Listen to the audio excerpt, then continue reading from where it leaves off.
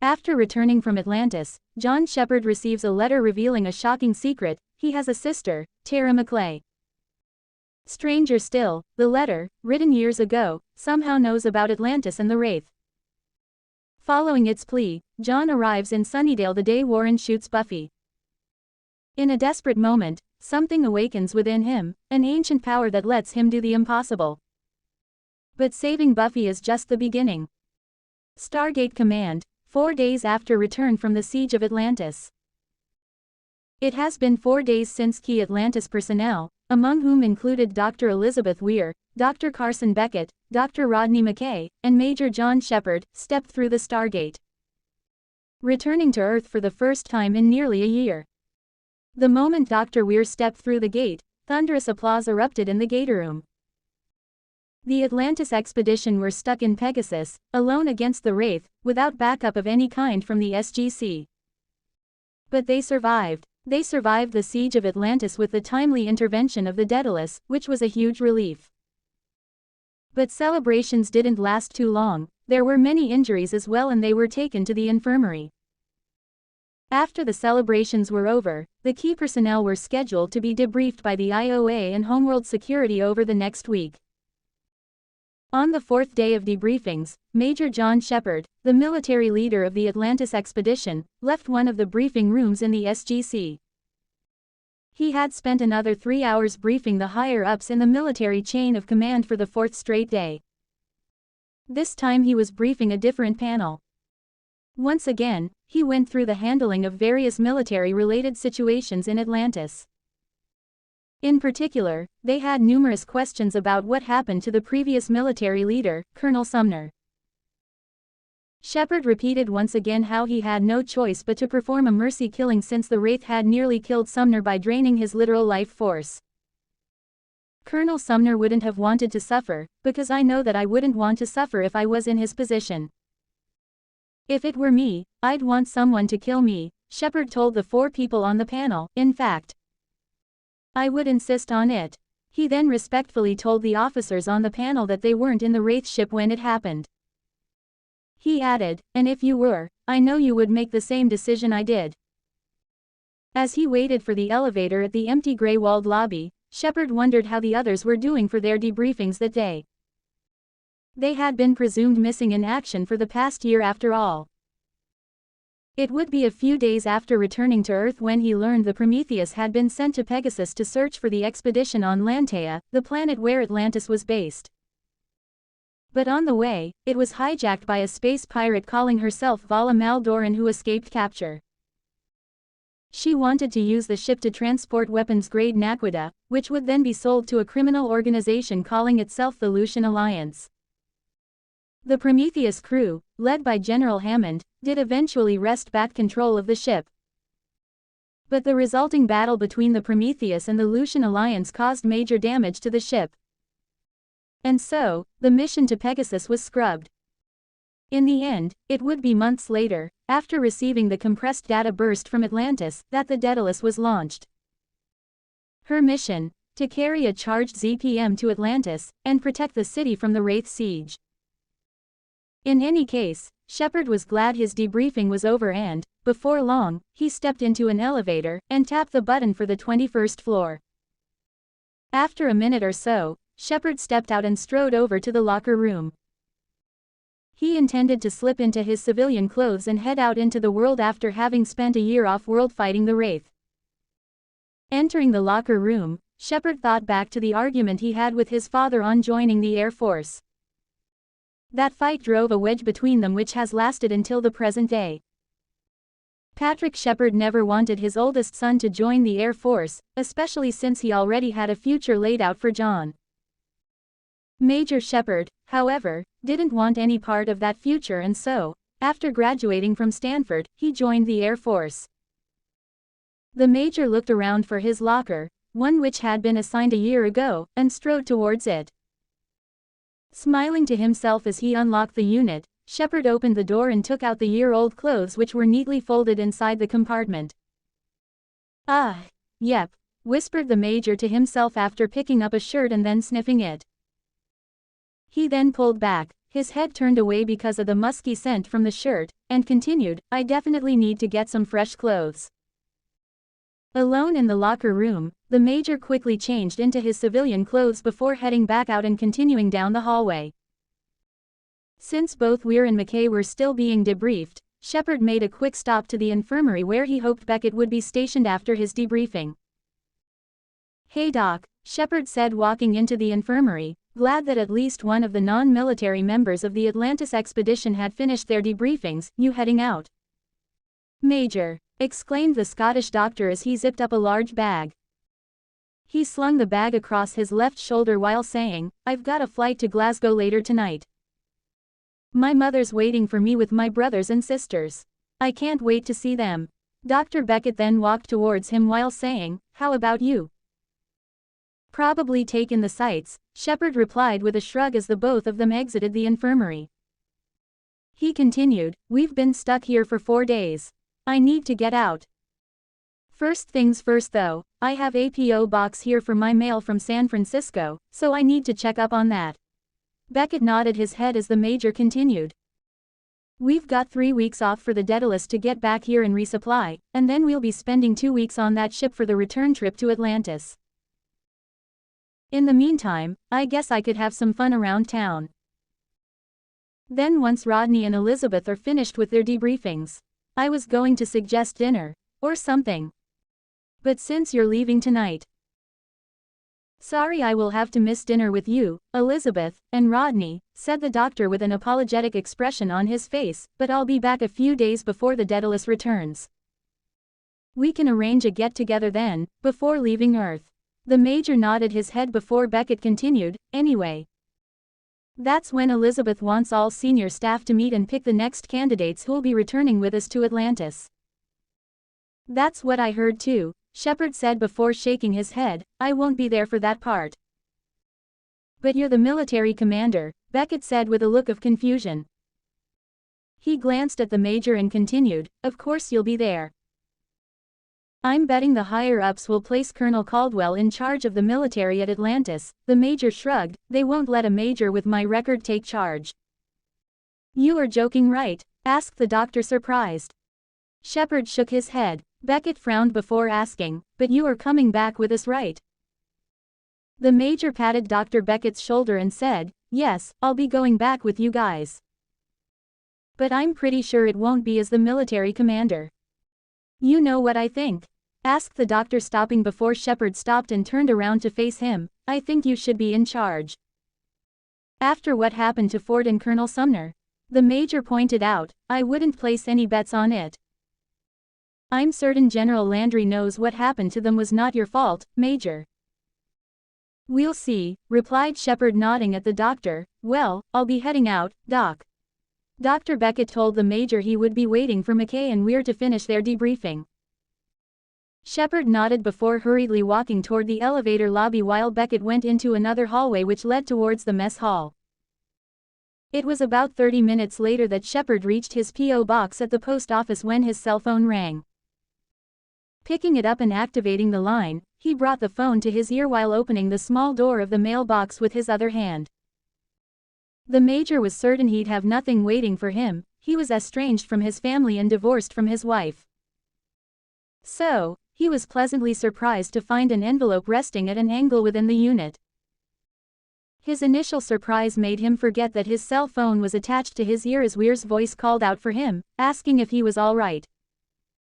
Sorry, Elizabeth, Sheppard said, pulling out the envelope before eyeing it with a confused expression. He noticed the envelope itself was yellowing at the edges, and there was no postal stamp or return address. It just said, urgent, alongside the Major's name. Sheppard frowned at the envelope and then concentrated on the phone call as he closed the mailbox, randomized the combination lock, before walking out of the post office towards his car. All the while, he spoke on the phone, well, if you and Rodney are done with your debriefings. Oh, you're not. The IOA, again. Fine. All right, tonight then. Just tell Rodney, I promise no citrus. Yes, unless he does something to deserve it. The Major pressed his lips tight as he slipped the phone into his pocket just before reaching his car. He took out his keys when he felt a cool breeze brushing his face. Stopping what he was doing, Sheppard stared at the surrounding trees and noticed that they weren't moving. All the trees were still. He wondered, how can there be a breeze without even leaves rustling? He looked around once again before his gaze settled on a fair-skinned, slim woman with long dark blonde hair looking in his direction from the other side of the street. She wore a white dress while clasping her hands together near the lower part of her body. She was smiling at him, as if she recognized him. But Sheppard didn't recognize her at all. Suddenly, there was a loud screech to his left. Sheppard snapped his head in that direction, only to see a car nearly hitting a pedestrian crossing the road. Shaking his head, Sheppard then turned his head towards the woman, but she was gone. Sheppard shook his head and got into his car. Placing the envelope on the passenger seat, he closed the door, turned the engine over, and then eyed the envelope. He picked it up before carefully tearing the top of the envelope open.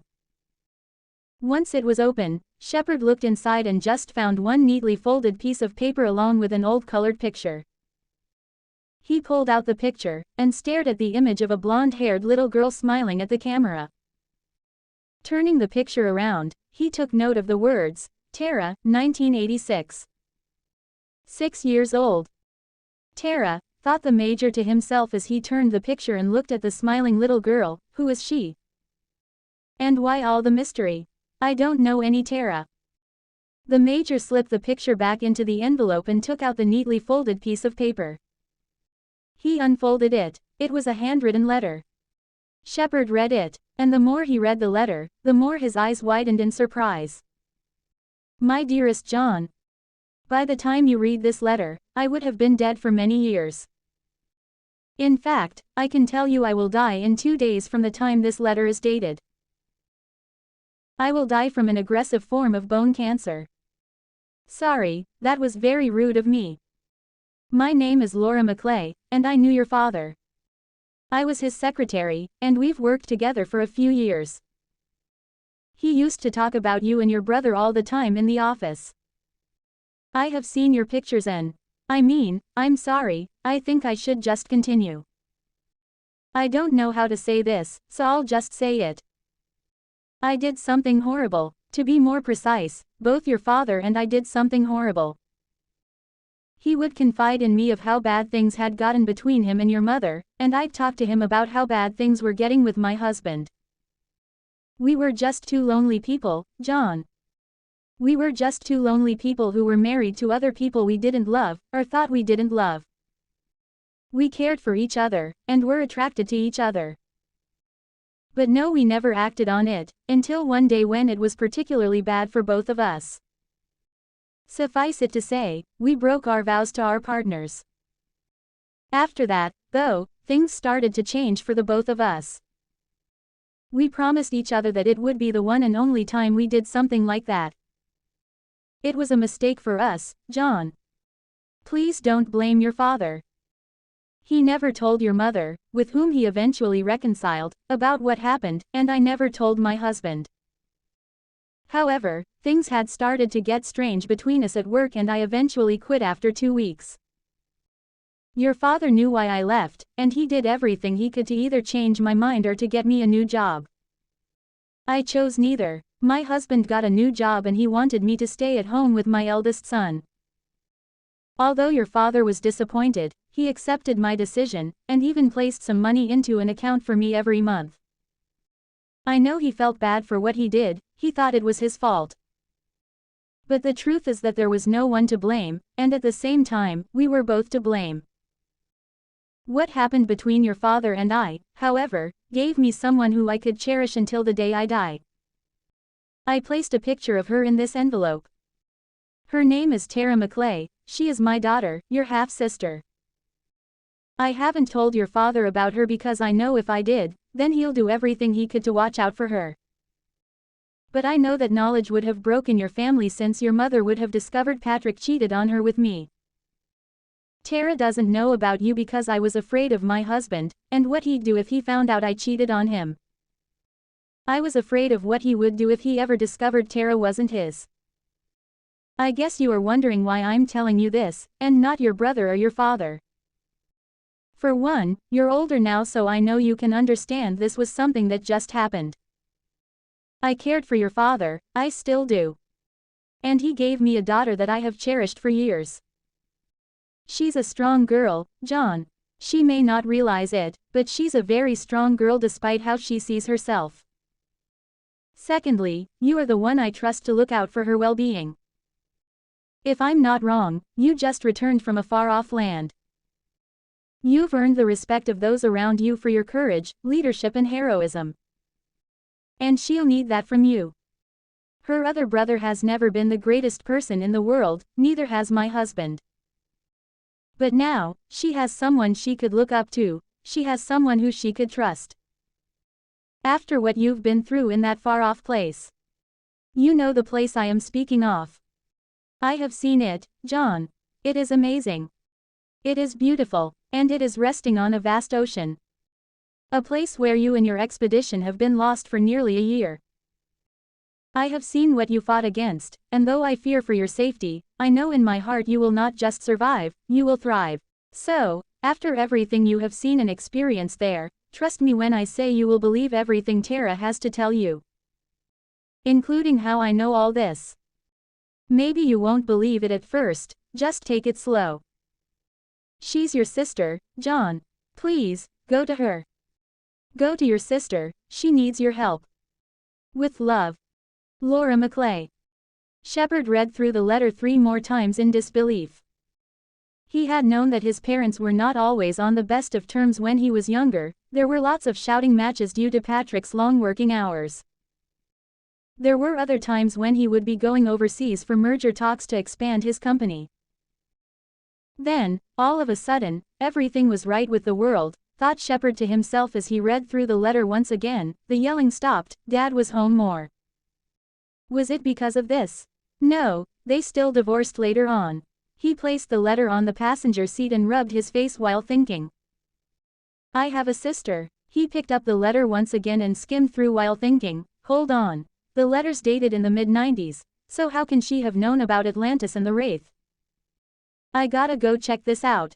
Tara Maclay. I'll call the SGC for her address. Sheppard shook his head, changing his mind, no, not the SGC. I wanna keep this quiet for now until I find out what's going on. I'll get on the net, look up Tara's address, and then use my shore leave-in. Like Laura said, I'll go check in on her. The Summers residence, many hours later. Major Sheppard took the first flight out of Colorado Springs after getting a rain check for dinner with Weir and McKay. When Weir asked if he was feeling all right, Sheppard simply explained he had a personal matter in Sunnydale, California. He would be using his shore leave to check in on something that was family-related. He didn't tell the leader of the Atlantis expedition about Tara, at least not yet. All right, John, Weir replied over the phone as Sheppard drove to the Colorado Springs airport with only the clothes on his back, his wallet, and the envelope. As he drove, Weir continued speaking, I'll be pushing hard for you to be leading the military contingent. I guess what I'm trying to say is, I'll need you to select the new recruits who'll be stationed on Atlantis. We'll see what happens, Elizabeth, Sheppard replied, and thanks for the confidence. See you soon, John, Weir said before she closed the call. While Sheppard was glad Weir had every confidence in him and trusted him, the only person on his mind was Tara.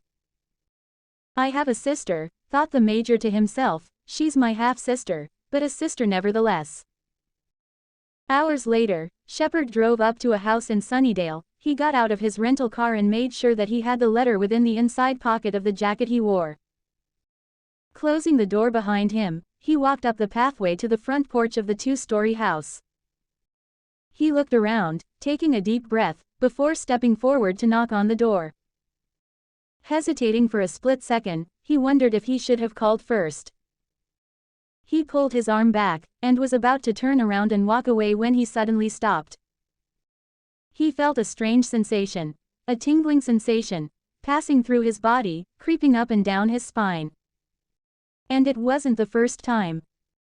Sheppard looked around at his surroundings before turning towards the door again, I've been getting a strange feeling ever since the plane landed in Sunnydale. Kinda like energy is going through me. It's the same feeling I get when activating the control chair back in Atlantis. Frowning to himself again, the Major mentally pushed himself forward. He needed this. He needed to do this. Come on, Sheppard, thought Sheppard to himself, you fought the Wraith, how bad can it be talking to a woman who's apparently your sister? Be a man. Come on. Nodding his head, Sheppard reached out and rang the doorbell twice. It wasn't too long before he heard a female voice from the other side of the door yelling, "Hold on." Hearing the scurrying feet that seemed to come down towards him, he stepped back as the door opened.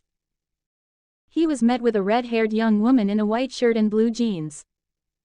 "Yes?" she asked. "Ma'am," said the Major as he nodded his head while the redhead gave a small smile, "my name is Major John Sheppard, U.S. Air Force. I'm looking for a Tara Maclay." "You're looking for Tara?" asked the redhead as she stared at the Major, her lips pressed together, her eyes narrowed. "What do you?" Another voice called out from behind her, "Willow, who's at the door?" Sheppard looked over her shoulder as another young woman strode down the stairs in a blue top and jeans. The Major took a close look at the young woman, and had a flashback to the blonde woman he had seen outside the post office back in Colorado Springs. They could be. No way, thought the Major to himself, the new arrival looked so much like a younger version of that woman.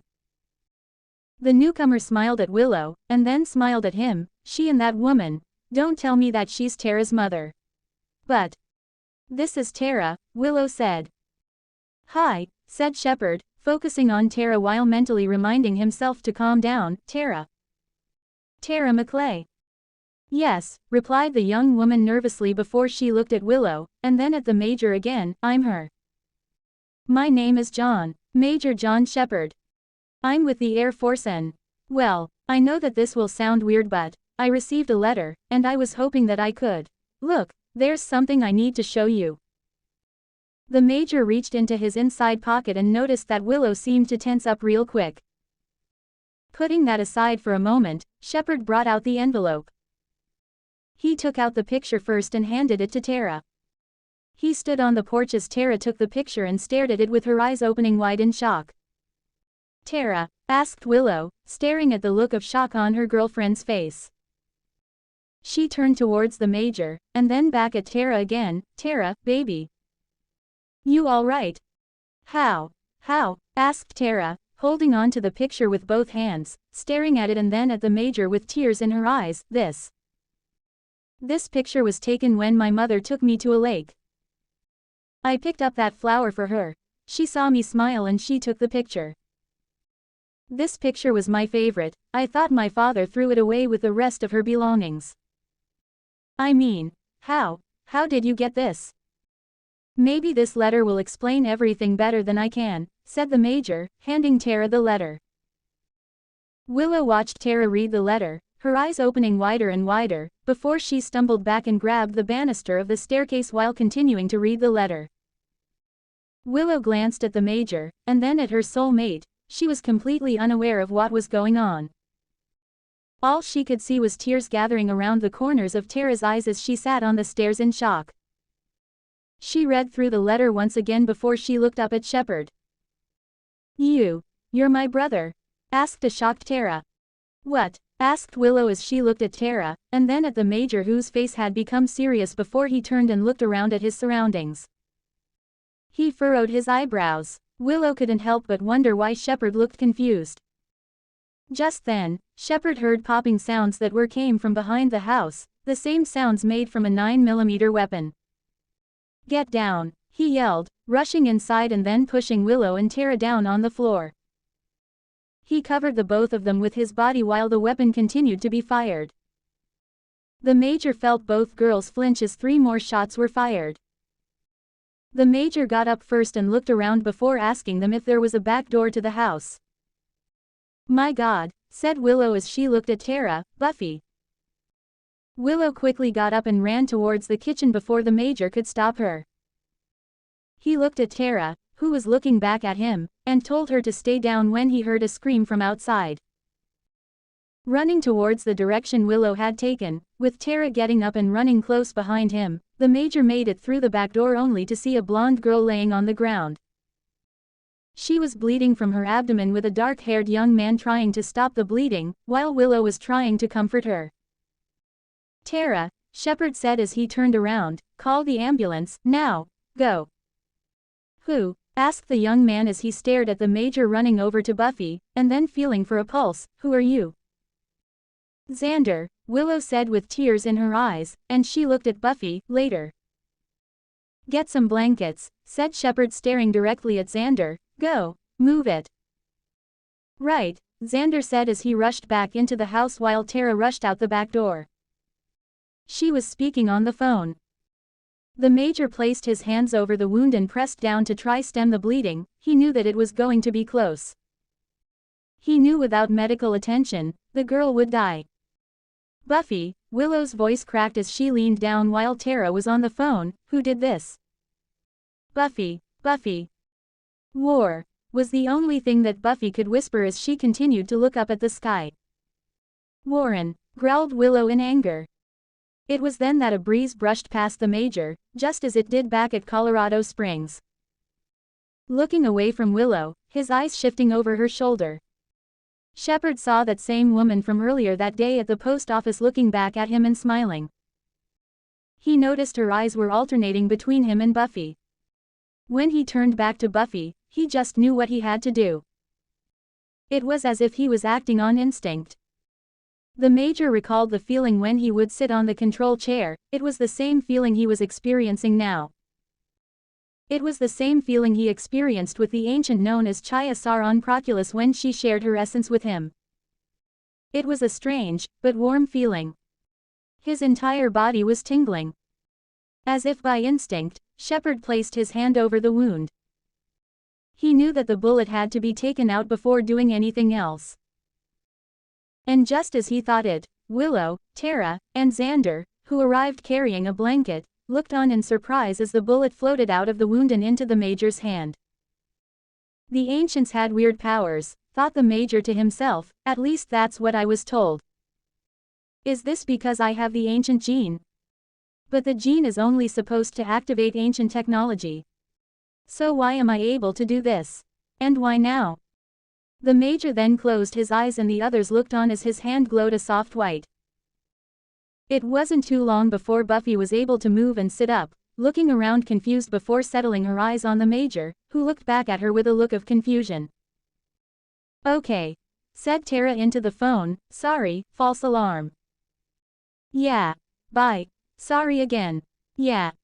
"Who are you?" asked Buffy as the Major looked behind her and caught a glimpse of the woman once again. She was standing behind Tara now, a couple of steps away from her. He saw her smile before she mouthed a "thank you," and then vanished in a brilliant burst of white light. The Major then looked at a still shocked Tara.